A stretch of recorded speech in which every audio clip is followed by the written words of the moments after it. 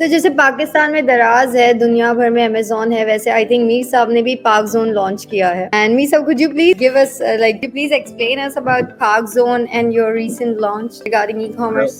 پاک zone simple, جس طرح احسن صاحب سمپل، میں نے کچھ پروڈکٹس جو ہیں وہ انٹرنیشنل مارکیٹ میں پاکستان کی لانچ کی. Example being one of the example being pink salt ہے ہمارا. تو وہ یہاں دبئی میں گھومتے گھومتے ایک جگہ میں شاپنگ سینٹر تھا، وہاں گیا تو پنک سالٹ کا سٹال نظر آیا. میں نے کہا یار پنک سالٹ تو زیادہ تر پاکستان کا ہوتا ہے. وہ جو دکاندار تھا اس سے ملاقات ہوئی، پتہ چلا اپنا پاکستانی ہے. وہ کہتا میرا ایک چھوٹا سا سیٹ اپ ہے پاکستان میں.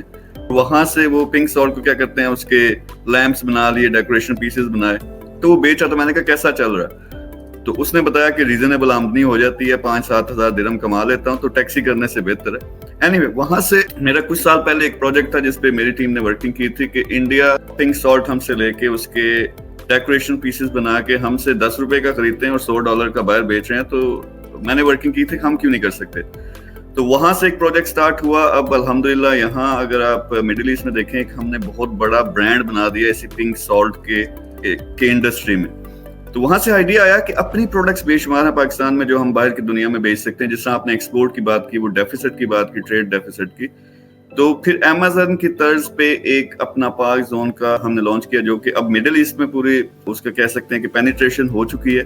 یہی اب پاکستان میں اینڈ ورلڈ وائڈ ہم لانچ کرنے کے پروسیس میں ہیں.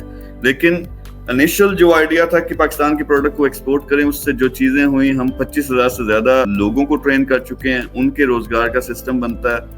پھر جو ایکسپورٹس ہم ایسی پروڈکٹس جو مجھے خود پہلے نہیں پتا تھی پورے پاکستان سے ہمارے پاس آ رہی ہیں جو ہم سیل کر رہے ہیں. تو دس واز دا آئیڈیا.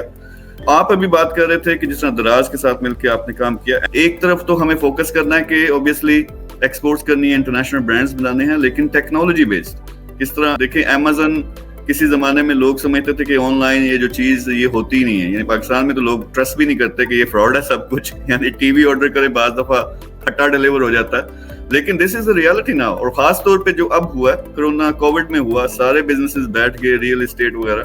لیکن امیزون کو دیکھیں one of the biggest company دنیا کی بن گئی. سو دس از ڈائریکشن ناؤ.